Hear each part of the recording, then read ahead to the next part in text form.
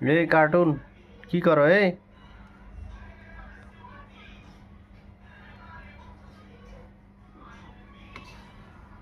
এই কার্টুন কি করো তুমি?